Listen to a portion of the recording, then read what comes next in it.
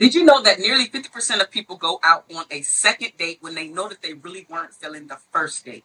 Why, you ask? Well, I'm glad you asked that. It's because most people ignored their intuition, they ignored the red flags that were there, and they also believe that they owe the other person another chance. But let's be real. Just because you gave a person the first date does not mean that they get to get a second date from you.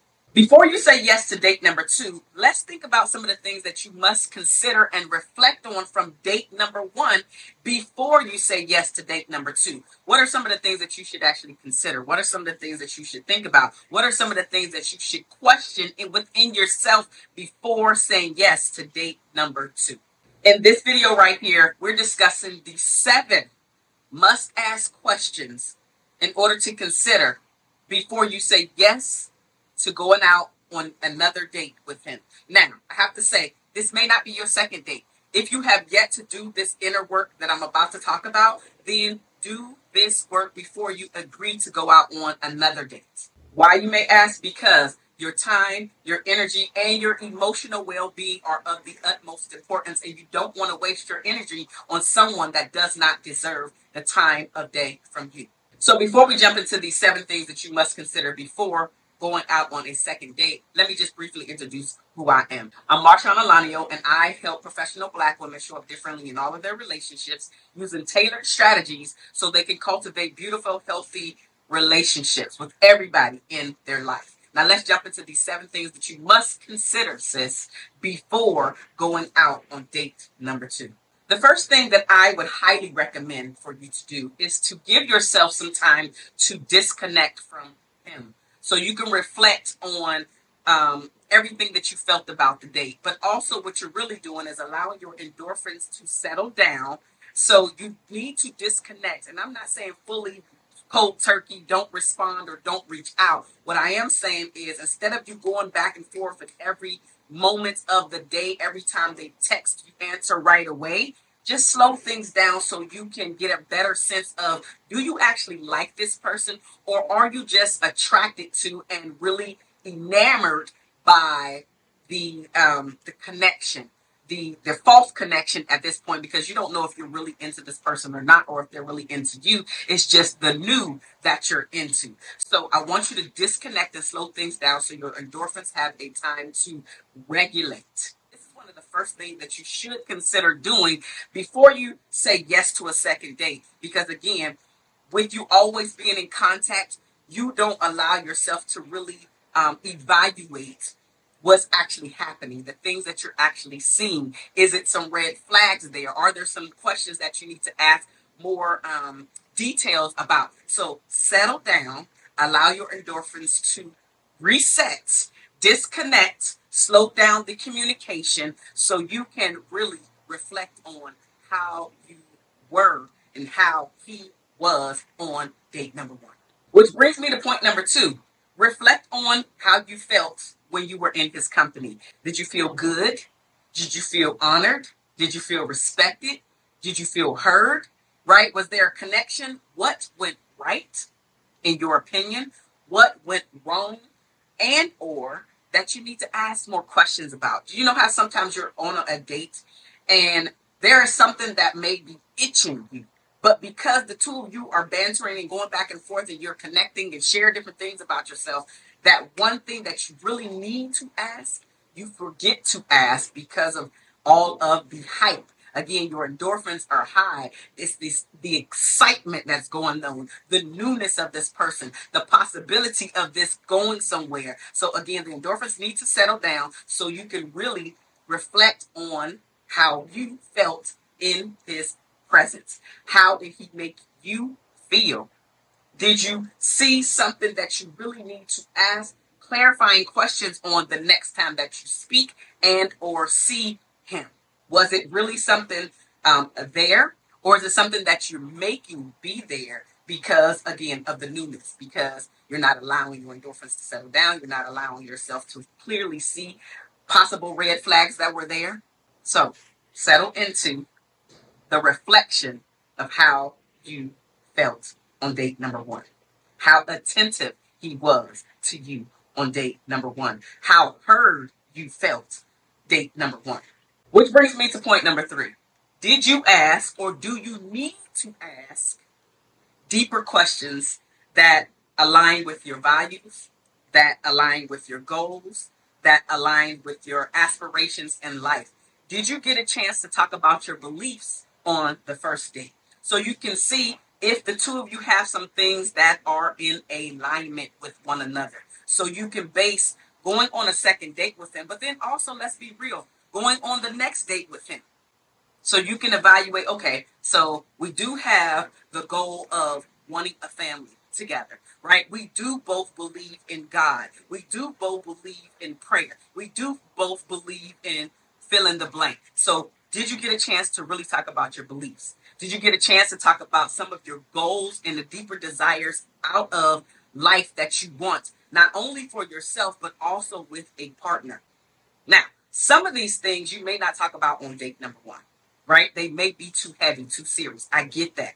But did you get a chance to, and I like to, when I'm speaking with my clients, I like to tell them no more than one, two, three questions, deep, meaningful, thought-provoking questions in order to get a better sense of the way the person thinks, the way the person is viewing life right now, the way the person is viewing relationships and marriage, the way the person is viewing and or wanting children or not, depending on your age and all this other things that come into play.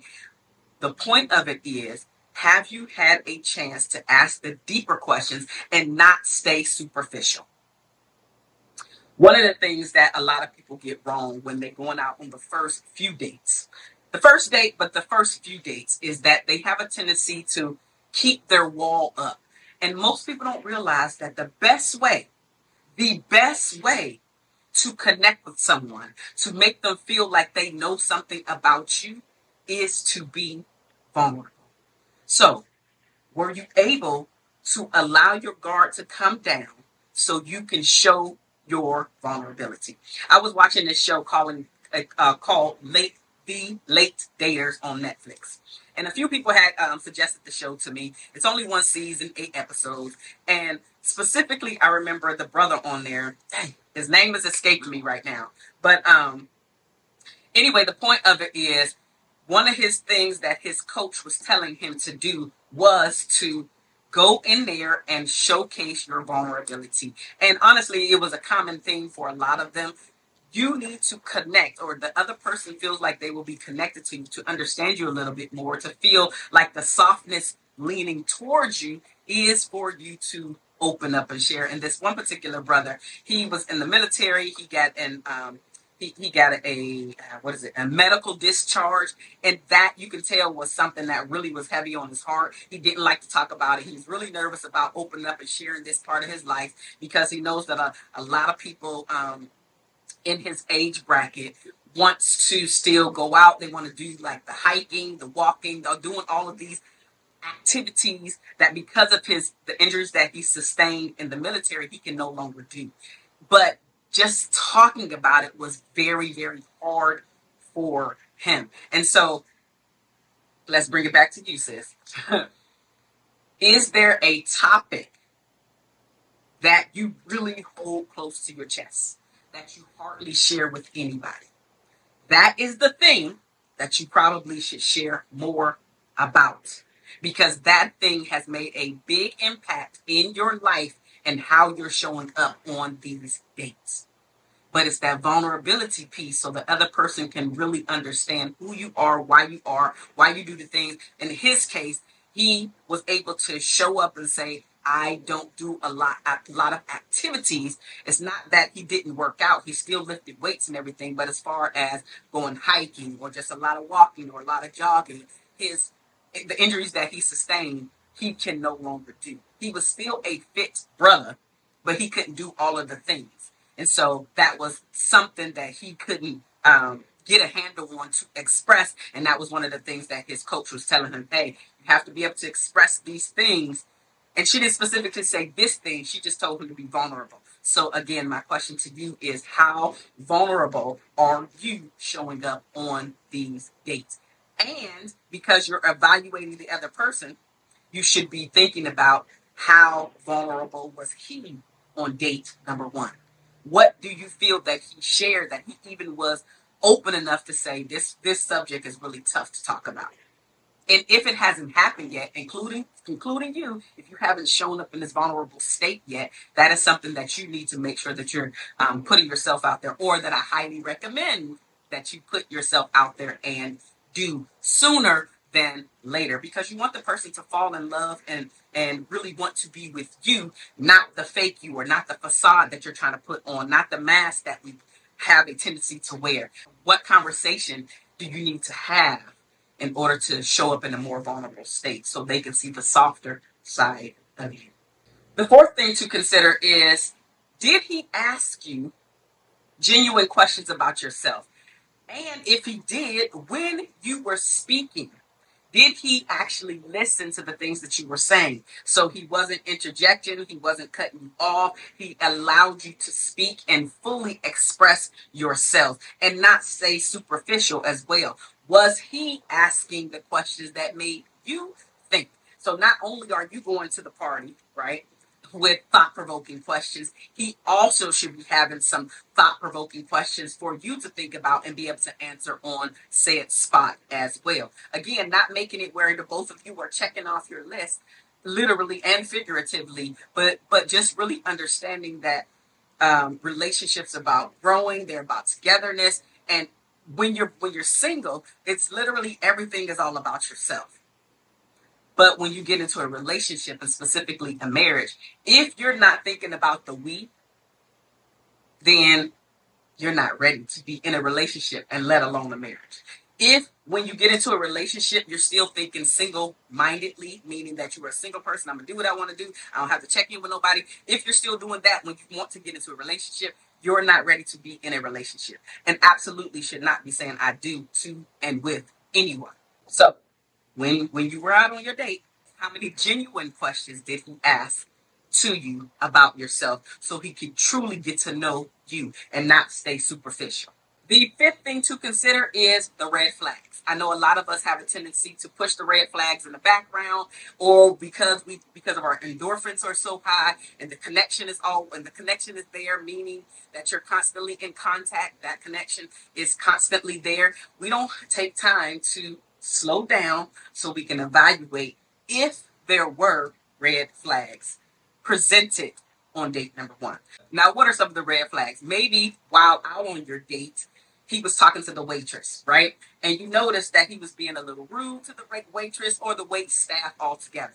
Just that could be a red flag, because how we do one thing is how we do everything. So if he can be rude to a complete stranger, just think about, at some point he's going to be rude to you, right? So maybe it was his behavior toward the wait staff. It also could have been while you were speaking, he didn't give you a chance to speak, or he kept cutting you off, making you feel like what you were saying was not important. Not important at all, but also not important to him based off of what you were talking about, because he kept jumping in, and or he just kept demeaning what you were saying.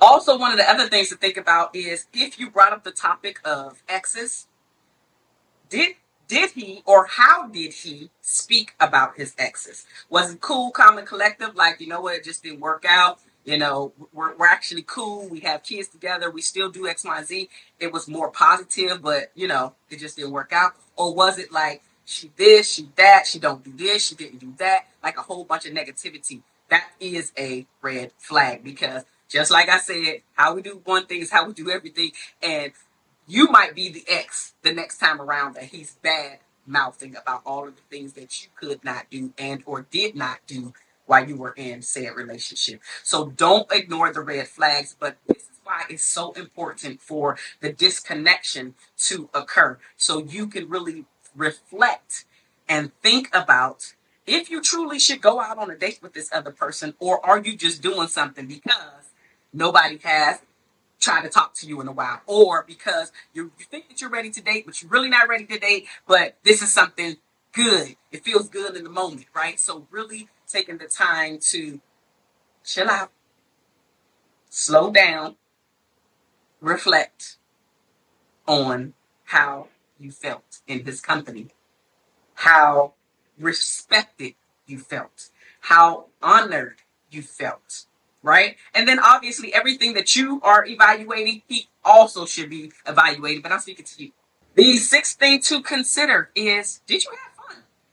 Did you feel like you had a lot of time for laughter? A lot of time for the chemistry? Was the interaction easy, right? All of those things play a part. Or did you feel like you were pulling teeth when the conversation was having, when the two of you were having the conversation, like instead of him elaborating on said question that you asked, he was only given like a 1 or 2 word answer, and then you had to keep asking these follow-up questions. That's what I mean by pulling teeth. Was it really hard to get him to speak about himself and or to answer the question in detail without you having to keep prompting question after question after question? Well, then it starts to feel like it's an interview. So was there some ease? What about the chemistry? How did you feel? This is something that I'm going to go deeper into in a different video, because the chemistry may not happen right away, especially the older that we get, the more professional that we are. We show up a little bit different when we're dating, and sometimes we need to allow that stuff to go away so we can just let our hair down. However, a lot of people have a hard time doing that. So the chemistry may not be there right away, meaning like the butterflies in the stomach, you getting like that passionate feeling right away. It may not happen that way right away on said date. So just briefly, I like to tell my clients, give it at least 6 dates. 6 dates sounds like a whole lot with one person, but it gives you a chance. Sometimes people are just nervous. You may be a nervous person. And so maybe you don't show up the best on date number one because your nerves just took over. Another couple I was watching on that show, the Later Daters, was a lady, I'm pretty sure her name was Suzanne. And she hadn't dated in a long time. Her previous husband passed away. Long story short, she was just talking and talking and talking and talking and talking and talking. She wouldn't shut up. And honestly, the guy that she was on the date with, he didn't want to go out with her again because she wouldn't shut up. But after she got a chance to talk with her coach, she was just like, I got a lot of nervous energy. And when I am super nervous, I just talk and talk and talk and talk and talk. So you may not show up the best on your first date, which is why I like to say 6. 6 is an absolute number where you can get a clear understanding if you want to continue this with the person or not. But having fun is something that we all should do throughout the entire relationship, not just in the dating stages, but the dating stages is going to set the foundation. It should set the stage for future. So if you can have fun on date 1, 2, 3, 4, 5, after years of being with this person and life kind of coming in and just changes, can you still have fun with this person? Again, you're not going to know this. You're not going to know every detail about it because this is just the beginning stages. However, it can set the foundation. If you can have fun here, then it can set the stage for future fun. Okay? So how much fun did you have? How often were the two of you laughing? Or were the two of you like stuffed turkeys? You just full. Right? You're uptight, everything is tight, you're folded arms, you're doing this, and you're kind of like, when is this going to be over? You maybe not say it, but the energy that you're giving off is, when is this going to be over? No one wants to be in a relationship with somebody that they feel like is eager to get away from you. So you want to understand the chemistry, the ease of interaction, how you wanted to lean in to know more about this person, etc. But also thinking about the fun in it, thinking about the activities that you did. So if you did go out on a dinner date, cool, fine. But what else can you do to make it fun? Was there jokes there? How much laughter, seriously, did you have? And I'm not talking about like a chuckle. I'm talking about belly laugh. How much of a belly laugh did you have while you were with this person? The seventh thing to consider before you go out on date number 2 is something that a lot of people don't do, which is asking yourself the question, should I go out on another date? And one of the ways to answer this is based off of everything that we already talked about, the 6 things prior.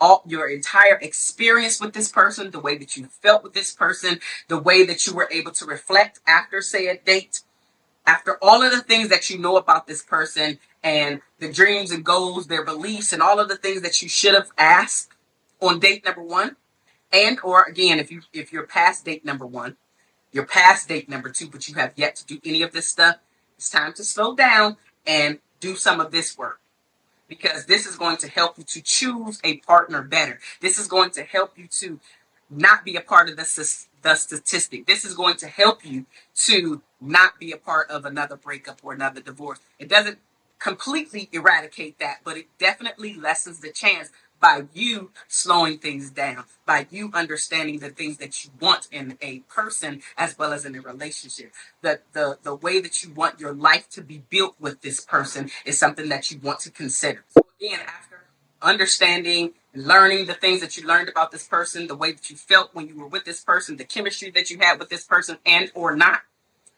all of the data that you were able to collect, now you're able to make an informed decision if you should go out on date number two with him. Now, if you want a little bit more information about your confidence and just how to show up on a date, I actually created a downloadable PDF called How Professional Black Women Can Date with Confidence. There is a link down in the description box. Go ahead and click that link and download your copy today.